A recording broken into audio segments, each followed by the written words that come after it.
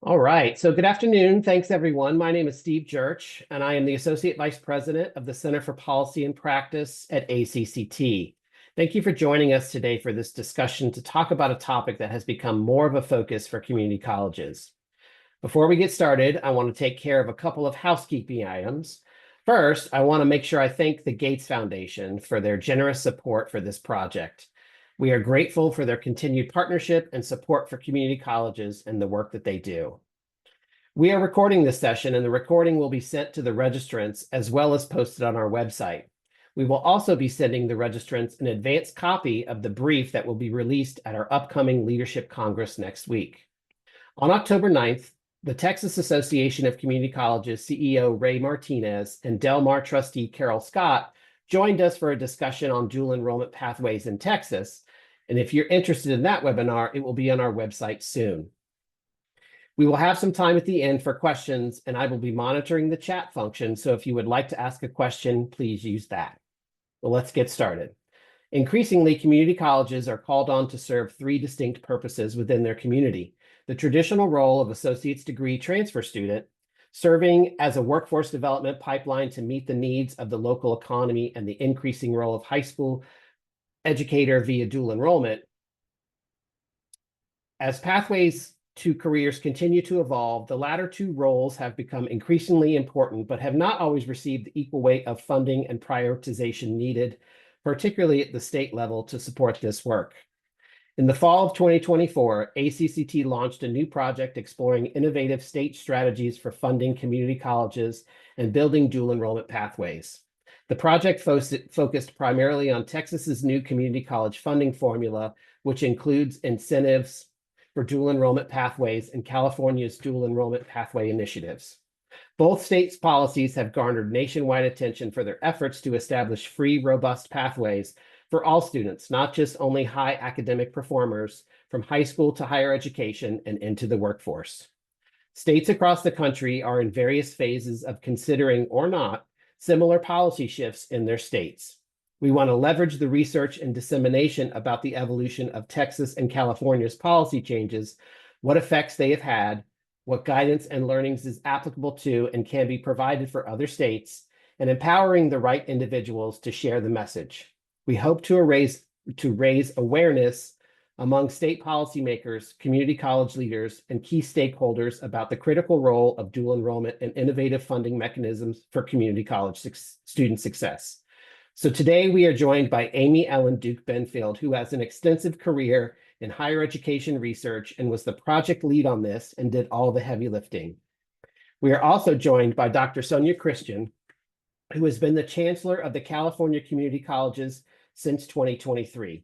She has been in higher education since 1991, starting as a mathematics professor, and has served in multiple administrative roles such as dean, vice president, chief academic officer, and as president at Bakersfield College. Prior to her current role, Dr. Christian was the chancellor of the Kern Community College District. And also, Andrea Hoffman joins us from the Los Angeles Community College District Board of Trustees, where she was elected in 2015 and became the president in 2019. She has dedicated her career to improving the lives of LA County residents through higher education. She has served at Glendale Community College for nearly 27 years, overseeing the career and transfer centers. In her role with the LA Community College District, Andrea chairs the Budget and Finance Committee, which handles fiscal oversight for the district. She also serves on the California Community College Trustees Board of the League, a policy-making board that represents and advocates for all of California's community colleges. So thank you all for being here, and I'm going to turn it over to Amy Ellen to talk about the brief and lead the discussion with our guests. Amy Ellen? Thank you, Steve. I'm delighted to be with you all today. To give you a sense of what we're covering, I'm going to talk about the growth of dual enrollment pathways in California, including lessons learned for community college leaders such as presidents and trustees.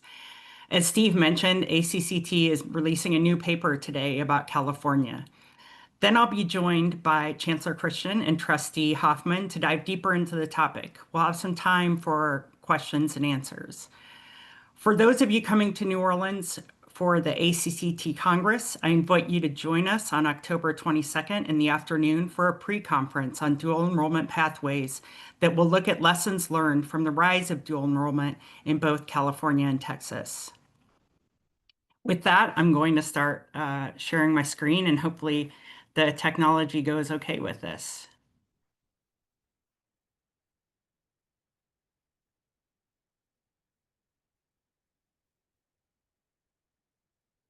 Can everyone see that?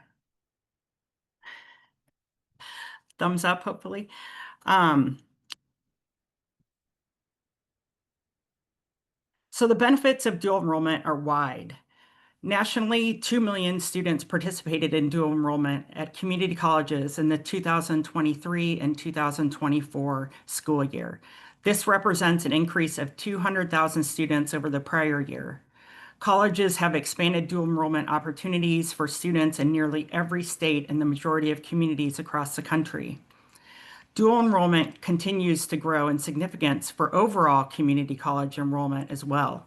In 2023-24, dual enrollment comprised 22% of community college enrollment, up from 21% in 2022 and 23.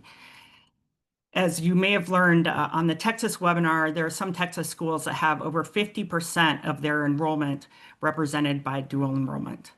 The benefits of dual enrollment, as I mentioned, are wide. It shortens time to a credential or degree, reduces costs, builds stronger connections between education and the workforce.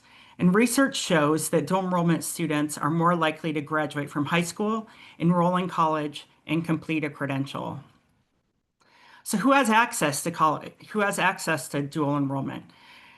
Access, as it is right now, is pretty uneven, with underrepresented students participating at lower rates, but low-income and first-generation students see the most gains.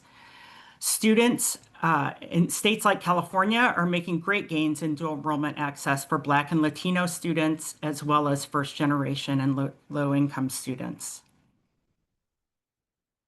The characteristics of a quality dual enrollment pathway include being structured in coherent sequences that lead to credentials and degrees, including transfer, intentionally targeting underrepresented students, which we talked about briefly and you'll hear more about soon, removing tuition and fee barriers, so making it free, providing tailored early advising, counseling, career exploration, tutoring, and college readiness skills so students can succeed in college level work, and are aligned to labor market demand and with a career transfer path of the student's interest.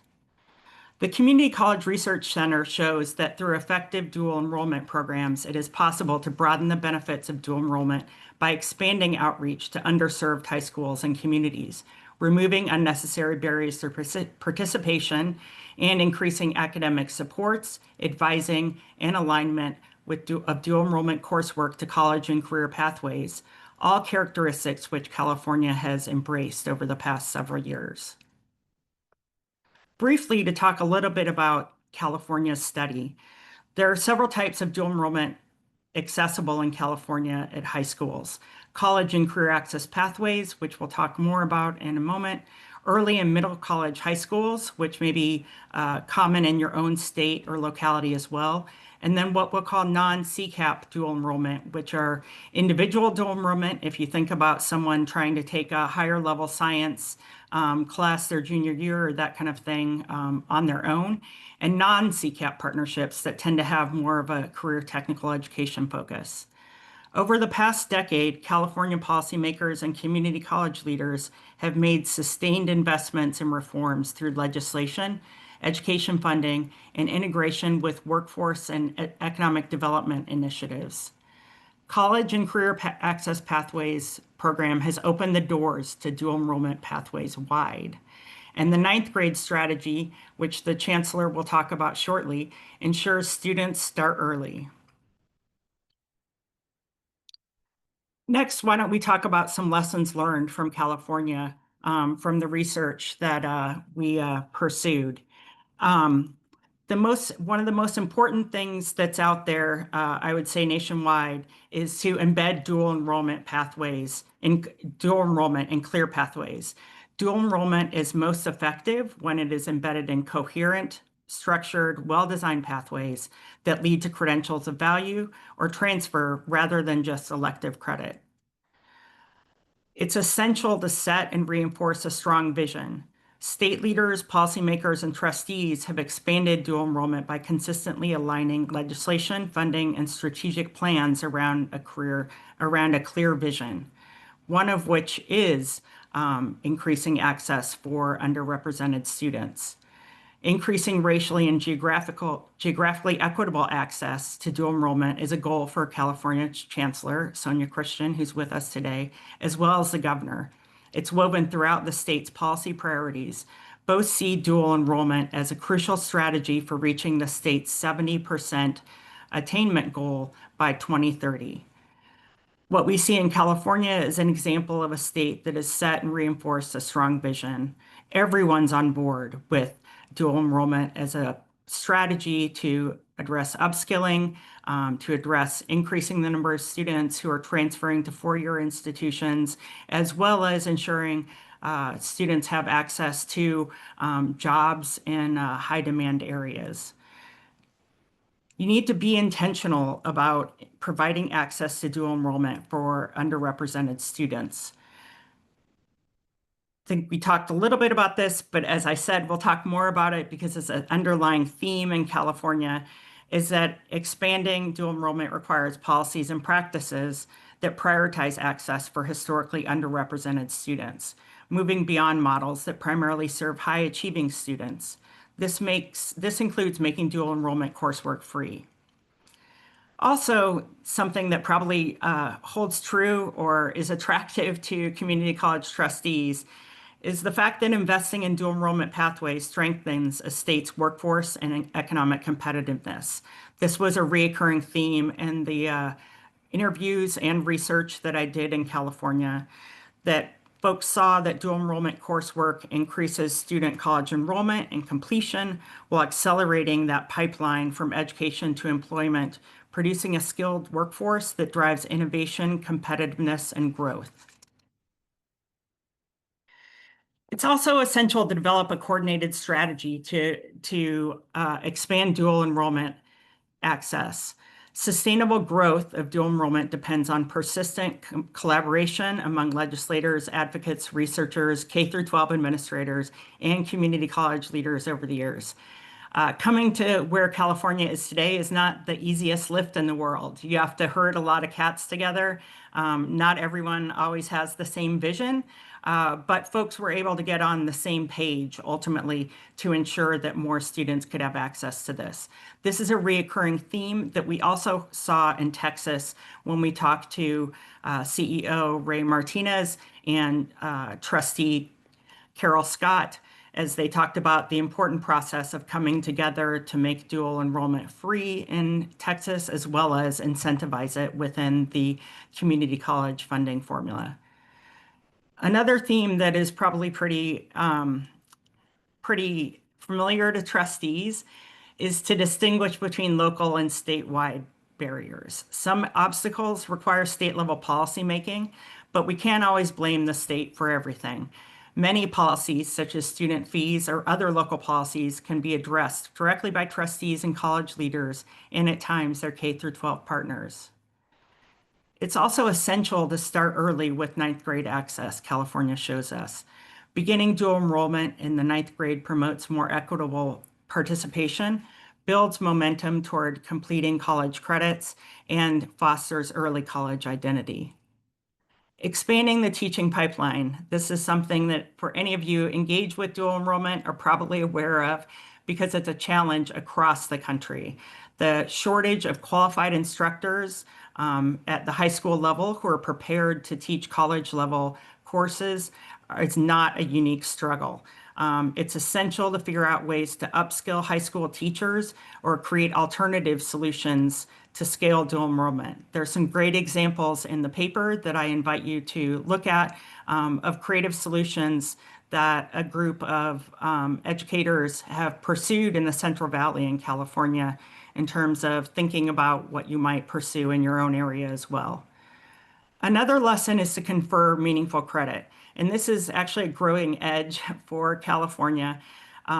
we have seen in our time working with Texas that it's really important to provide dual credit at both the college level and the high school level for that dual enrollment course that a student is taking, so that they're getting the credit where credit is due. And then California also shows us that it's essential to ensure students have the academic supports to succeed. Counselors and tutors are essential to help students navigate dual enrollment and succeed academically, particularly for those who are underrepresented in higher education. So I invite you to take a look at the paper when you have a chance. It'll soon be on the ACCT website. And for those of you who attended the webinar live today, you should have that in your mailbox shortly. So at this point, I'd like to stop sharing my screen and invite Chancellor Christian and Trustee Hoffman to join the discussion. And Steve, for some reason, your picture is pinned on the webinar screen. So if you could figure out a way to unpin yourself, that would be great. Hopefully. Well, we'll go ahead and get started, and then I'll ping him again in a second. I appreciate both of you being here today. And just to kick off our discussion, why is increasing access to dual enrollment pathways such a priority for California, both from the perspective of the system head as well as a trustee? I was waiting to see if Andra was going to jump in. So, well, hi, everyone. Happy to be talking about the work we're doing in California. Amy's done a phenomenal brief on the work we're doing. And when we were invited to speak on dual enrollment, it was like, yeah, let's do this. This is extremely important when we are talking about developing a college-going culture right in the high school. Also want to recognize all of our trustees, importance of governing boards to really champion dual enrollment is going to be important for us to be able to accelerate the scaling of dual enrollment. So why do I think dual enrollment is important? Amy had mentioned that I started my life as a president in the Central Valley in California at Bakersfield College. And a data point that really stuck with me was the baccalaureate attainment level in some of the rural parts of California, 2% baccalaureate attainment, 4%, compared to the rest of the state, which was, 39%. And so it was looking at the end in sight, right? So backing up from that baccalaureate attainment, it was really clear to us at the college and at the community, because we started kind of getting the community to kind of coalesce around the idea. We had to start early, and we had to start at the high school, and it shouldn't be an option for students, right? Because we know when something is optional, it is students who are privileged and have an idea of college that end up making use of dual enrollment. So how do we make this sort of a default option? And a tiny school in the Central Valley, McFarland. So I call it, sort of the McFarland strategy. This is a public school. So you're talking about all of the public school issues. You're looking at, negotiating with our unions and working through the policies at the high school level.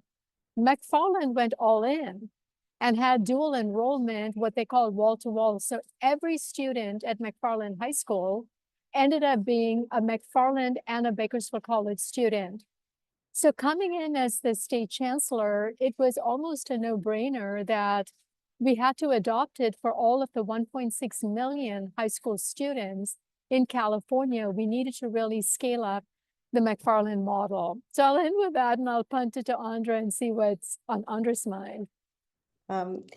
First of all, thank you so much, Amy Ellen and Steve, for having Dr. Christian and I here today. It's really an honor, and I always love speaking to fellow trustees, and I will hopefully see you all next week in New Orleans and always good to see you, Chancellor Christian. And I love that you mentioned McFarland, because a couple of years ago, I think 2 years ago, I had the opportunity to do a presentation on dual enrollment with the superintendent of that McFarland school district. And it was for the California School Boards Association. And I was just so impressed with that work. And I know that that all started with you, Dr. Christian. And so they're doing really a fabulous job.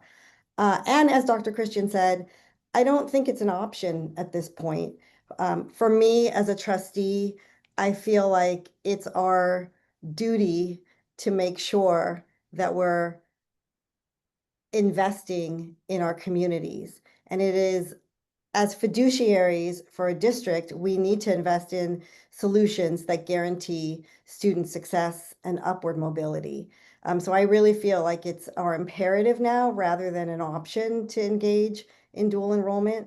I loved the report, Amy Ellen. Thank you so much for sending it to me, because I think it touched on so much of the good work that we're doing, and also sort of reminds us that our work isn't finished. I feel like in LACCD, we have we're close to 30 CCAP agreements. I'm going to talk a little bit more about those later, with different school districts and different models. But we've got over 20,000 sections of dual enrollment courses. And dual enrollment really is adding to our enrollment capabilities in LACCD, with the pandemic and decreasing enrollment. So we're excited about the work that we're doing, particularly with equity-focused pathways.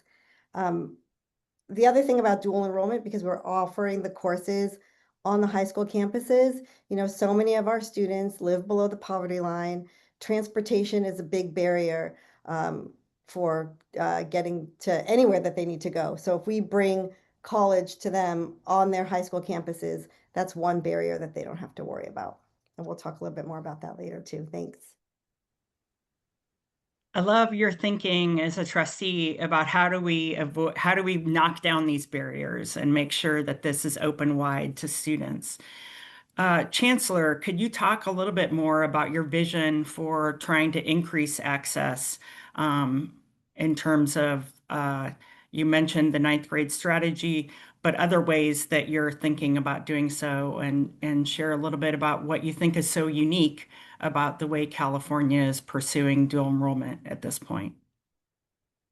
In your report, Amy, you did a real fantastic job in laying out the regulatory strategy, that is the laws that California has passed, and also the funding strategy, right? I mean, so that's the backdrop we're talking about. Specifically, the California community colleges, our Board of Governors adopted Vision 2030 2 years ago.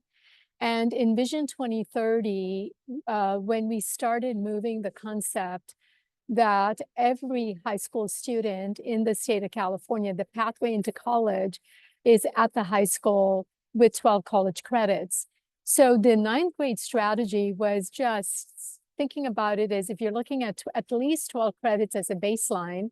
And if you start in the 9th grade, then you can do one course every semester. And that first course would be really introducing college to the student and to think about what are the options. And you don't get locked in at the 9th grade. You start the conversation, and the student having a college ed plan shows a pathway. So it's all about the pathways to what, certificate they need to achieve.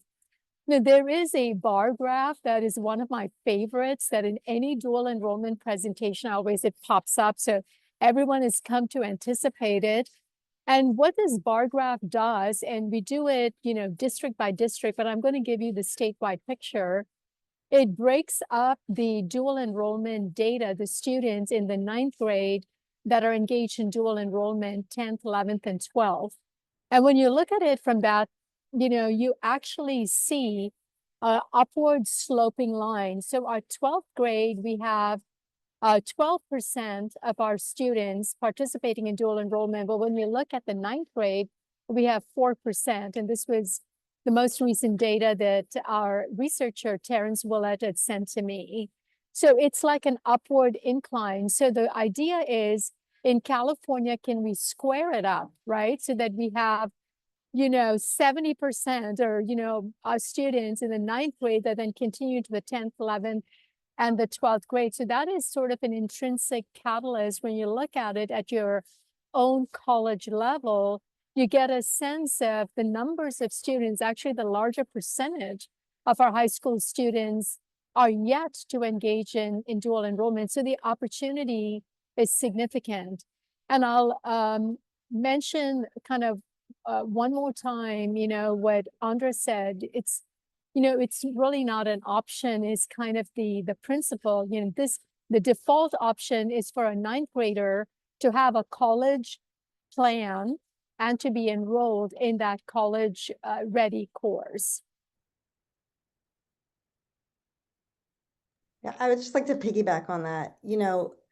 What we can do as boards is basically make sure that we have the political will to remove those barriers and ensure that every student is able to enroll in a course in the 9th grade.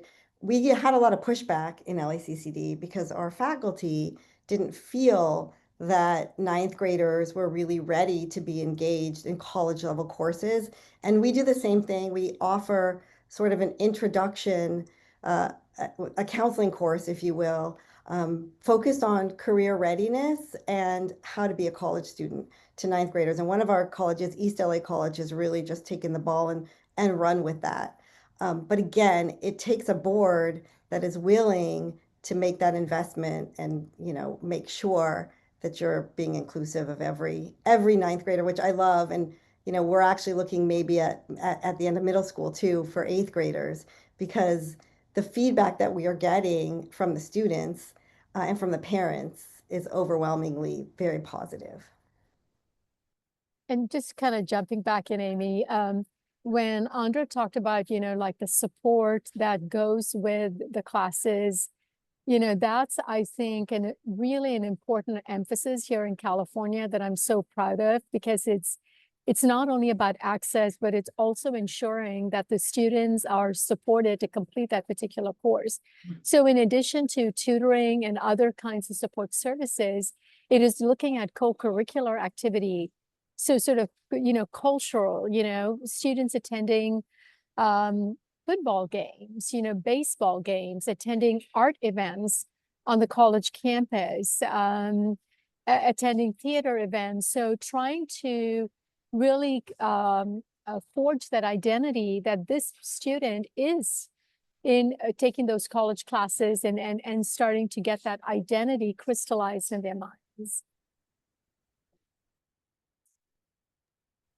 Yeah, it's interesting that that idea also has come up in Texas in the discussions and trying to move some of the discussion into 8th grade, as you all are talking about.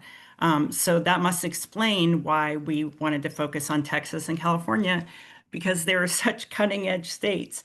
But I do believe that if we're going to reach those goals that we all have for young people to go on to college or good careers, that we really do have to start as early as we can. One thing that you mentioned, Chancellor, was the Systems Vision 2030. And it was interesting from my point to look at how many different areas dual enrollment was built into in terms of California's strategic plan.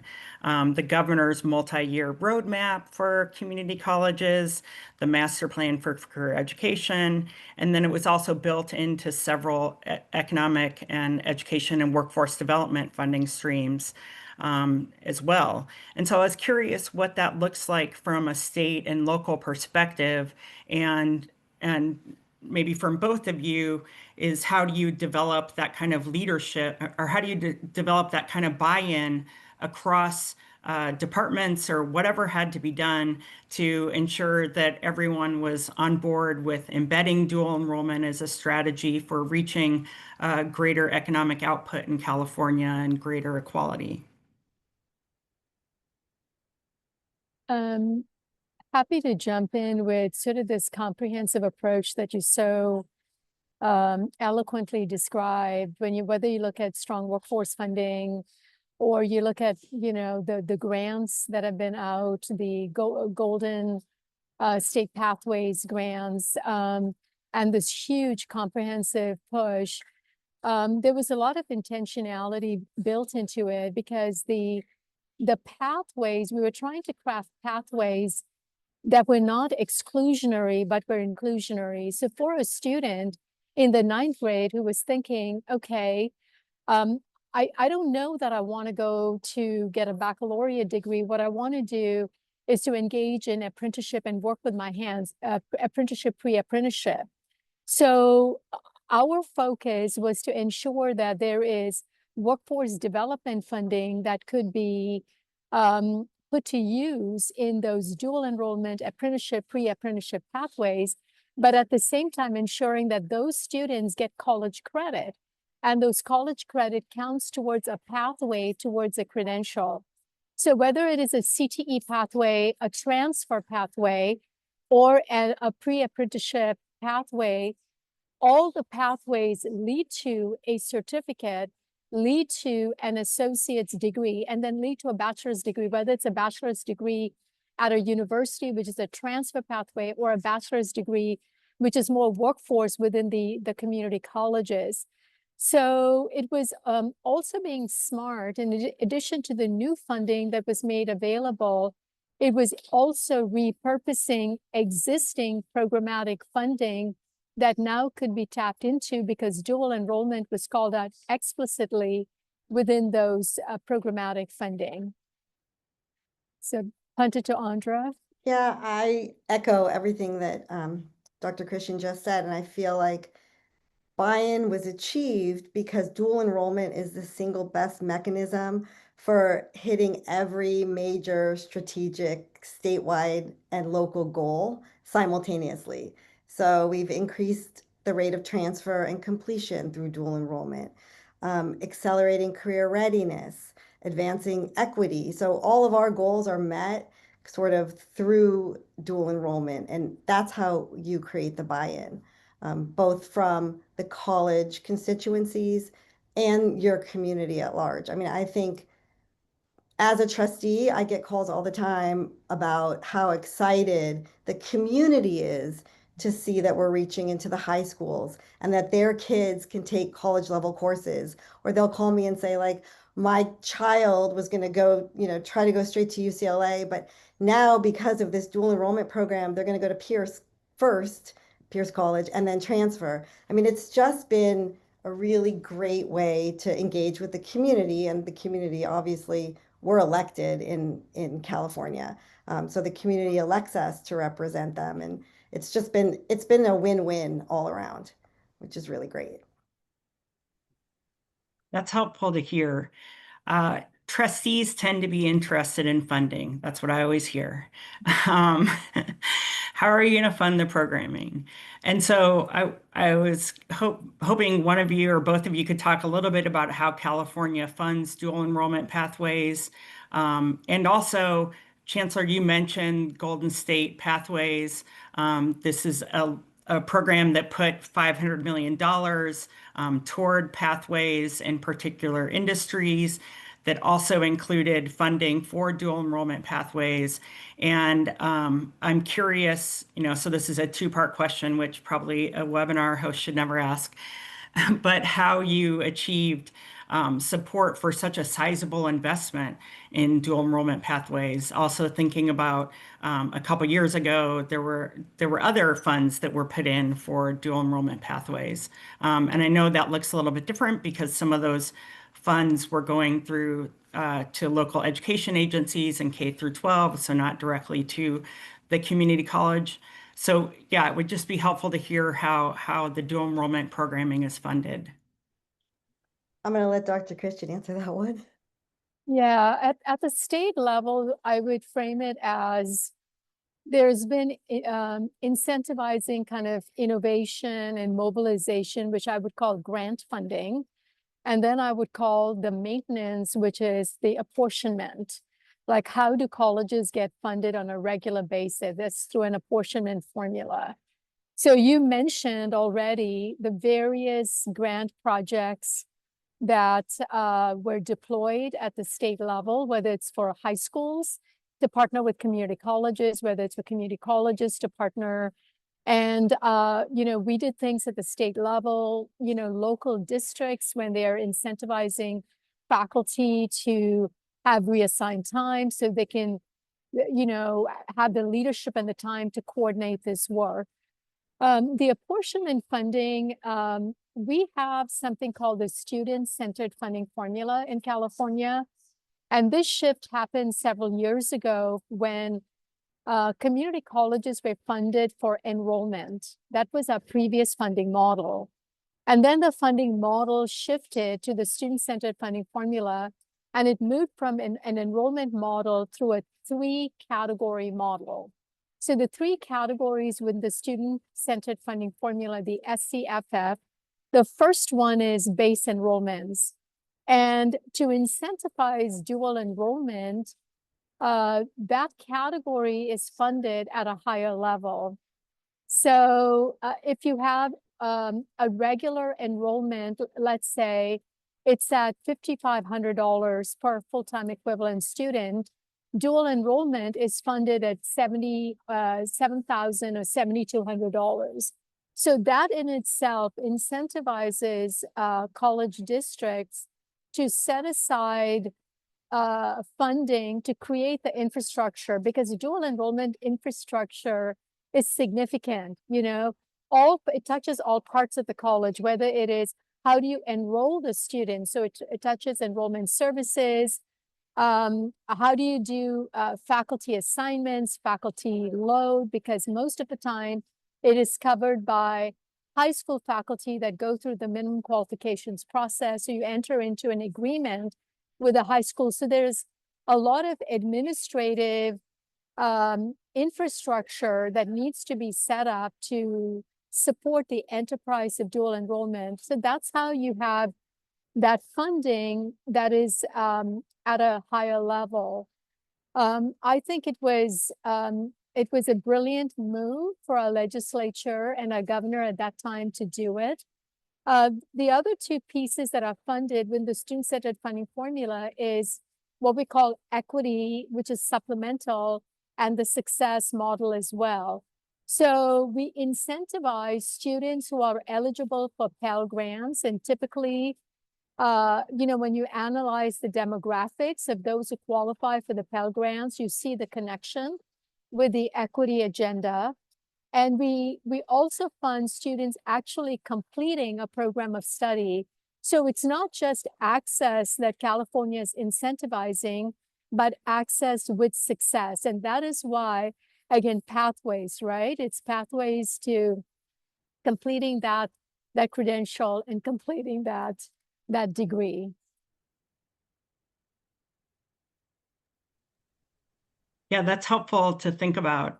And did you say $7,200 is the amount that a college will get through the student-centered funding formula for Ish, yeah, ish? 7,200 Okay, ish. Yeah. I was roughly. roughly. It's around 73.46 to be exact. I wrote it down. There you go. You got to track There those you go. dollars any way you can. But just, when the legislation was created, LACCD and LA Unified School District we were the first 2 districts to enter into a CCAP agreement, which was not easy. I think there were like 10 attorneys in the room, and, it was a very complicated process. And there was funding at the time when the legislation was first introduced. And I think you alluded to that actually in your report as well. Well, one last question before we open it up to audience questions, but a tough one. And definitely, as I've heard in this work, every state context is different. You have a state policy for one state and it fits that state. But ultimately, this project is about helping other states' community college leaders, including trustees and presidents, learn from California's efforts to promote access to dual enrollment pathways and adopt the best parts of that in their own state.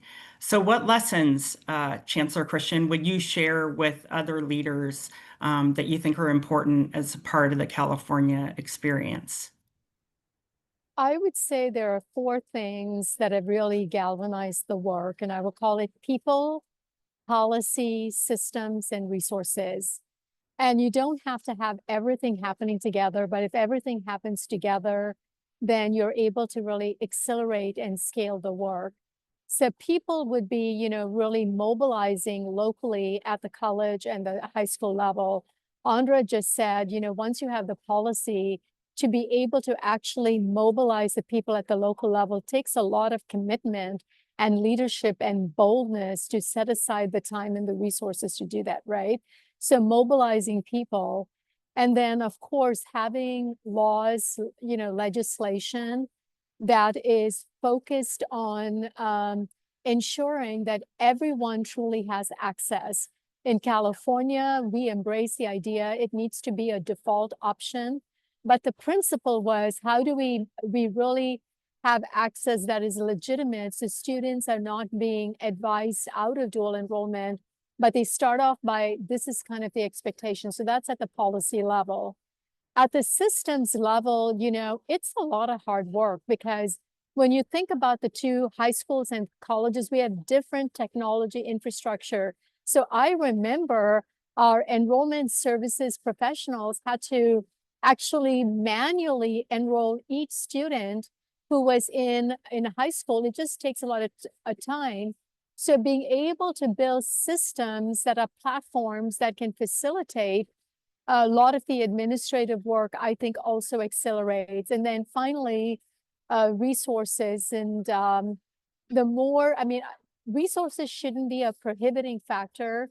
If you have it, it definitely accelerates the work, because it gives time for people to be able to actually create the change in a sustainable manner. So it's people, policies, systems, and resources. I would agree with that. And I feel like I'm with the largest community college district, arguably in the nation. So the people, power, and resources are going to look, and policies are going to look a lot different than they will for maybe a single college or a smaller district. The other thing is your local policies matter as well. So we can have all the great statewide policies and direction and even the resources, but at the local level, depending upon if you are a state that has strong unions and collective bargaining agreements, that's going to impact how your program looks. If you have minimum quals that are very different from the minimum qualifications that your K-12 teachers have, then that's going to influence your local policies. So there's a lot, we're giving you sort of like the high level view from the top, but there's a lot to deal with when you actually get into the nitty gritty, which is why when we did our first agreement with the LA Unified School District, it took a very long time and we learned a lot of lessons along the way. And subsequently now we have close to 30 agreements, but that did not come easily, and we're still working through. We have faculty now that, in their next bargaining agreement, they think that dual enrollment faculty should be paid at a different rate, at a higher rate. So there's other things that come into play as you go through the process. But the one thing that nobody can argue with is the success for the students. The students persist at a higher rate.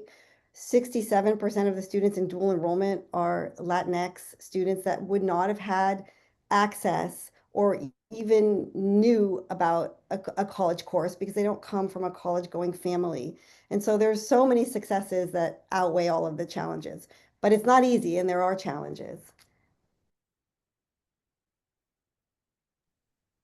Yeah, I felt kind of self-conscious sending you both the paper, because there's so much depth to this topic, and I'm glad that you brought up the challenge of unions, and the fact that faculty and staff don't always feel that it's an equitable investment in their time, and the challenges of having to upskill teachers to make sure that they do meet those minimum qualifications.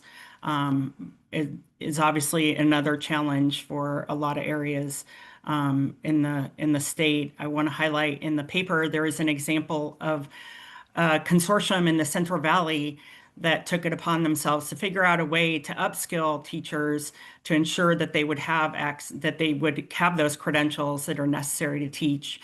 And I was really impressed by the creativity when it comes down to the local level of having to solve some of these really large barriers if you're thinking about making the expansions that California has its eyes on. Well, thanks so much for joining me. Why don't we now open it up for audience questions? And I see a couple in the chat right now. Yeah, so I think the first question we had, there was a lot of discussion around pathways, and so the question is there an existing model or template available for moving towards pathways? I'm assuming we're talking about dual enrollment pathways. So I didn't know if any or all of you wanted to provide some context around that. I can provide an example of what we have in California. Was funded by the state. It's called the Program Pathways Mapper. And what it really does is it takes what is in our catalogs and in our different articulation agreements with our universities, and it lays it out in terms of semester by semester of the sequencing of courses to a certificate, which a certificate is typically around 18 credits, to an associate's degree, which is around 60 credits, to a community college baccalaureate, or to a baccalaureate in one of our universities. What we did is we imported this into our high schools. So there's a mapping of the high school curriculum to the college curriculum.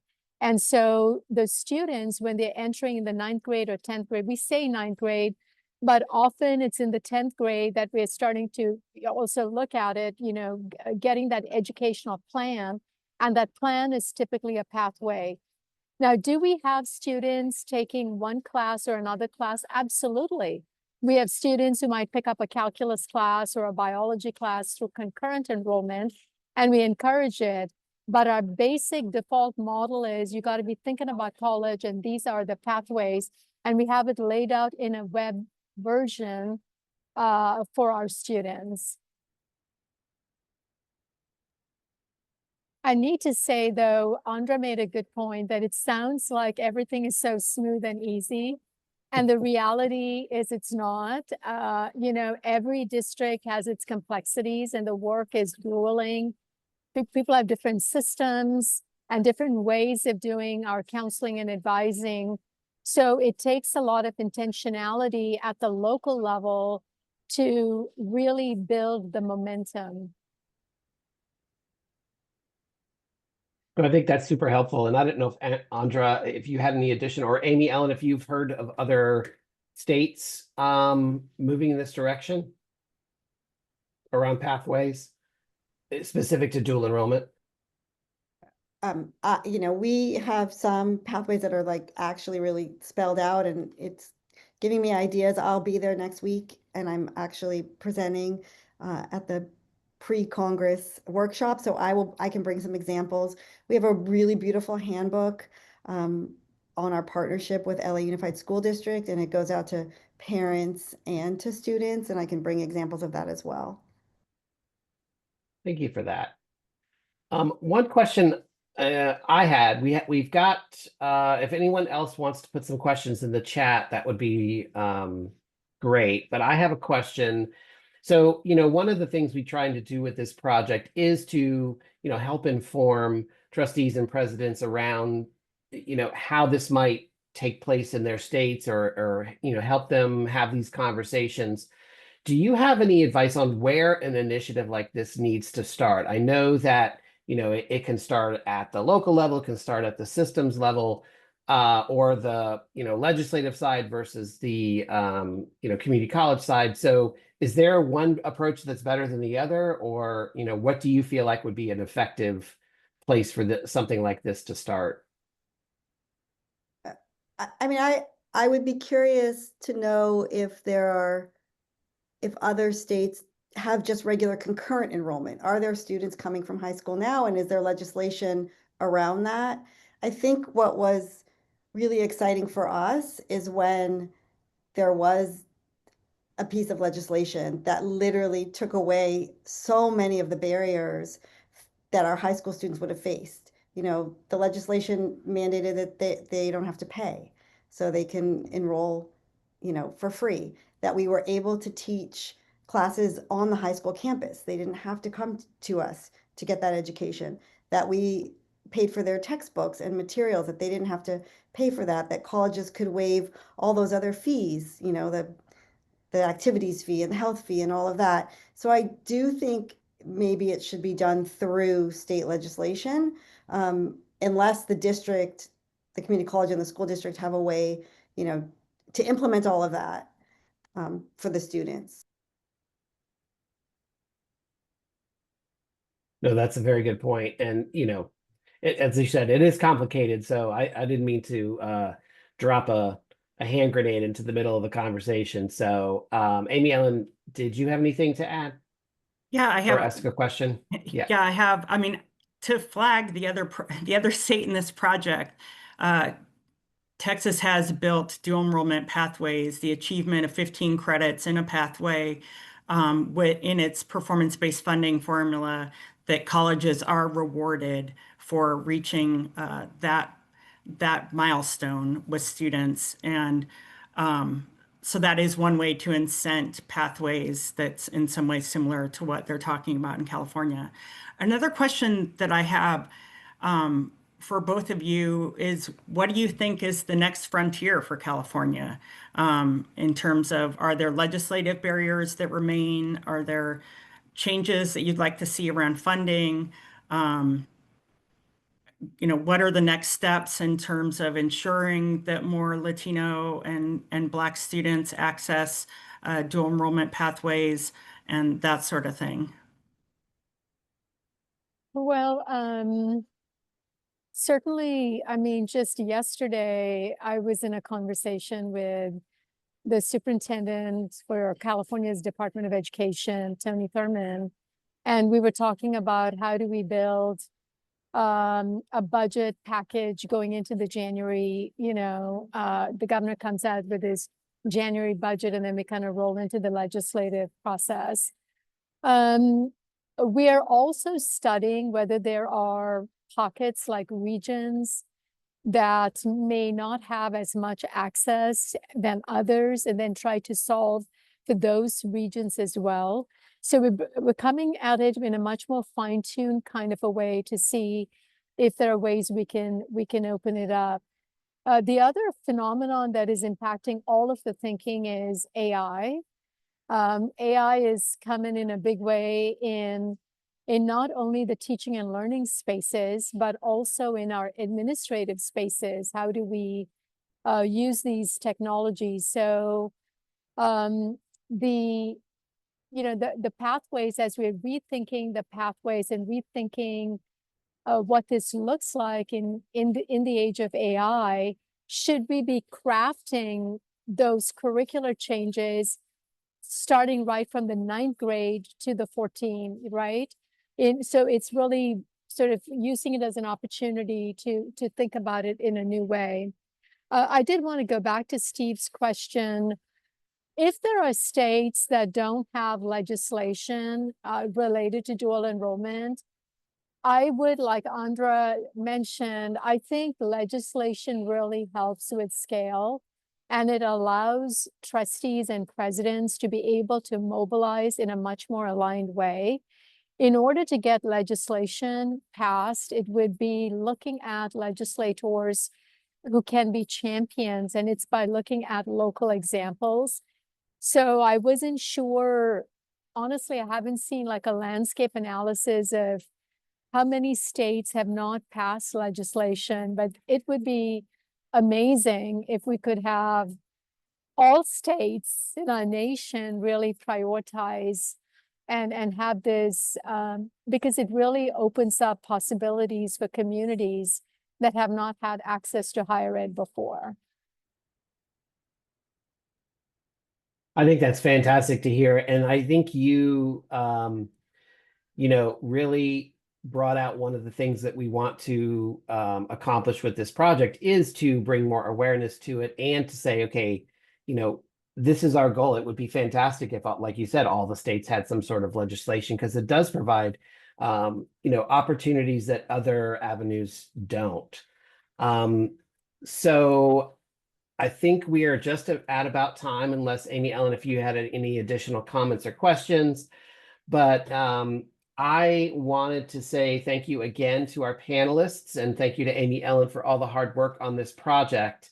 Again, we will be sending this recording out as soon as it gets processed, and we will, if you happen to be joining us in New Orleans next week, we have a pre-conference session on this Wednesday afternoon, and we would love to see you there. And thank you again, and enjoy the rest of your day. Thank you so much. Thank you.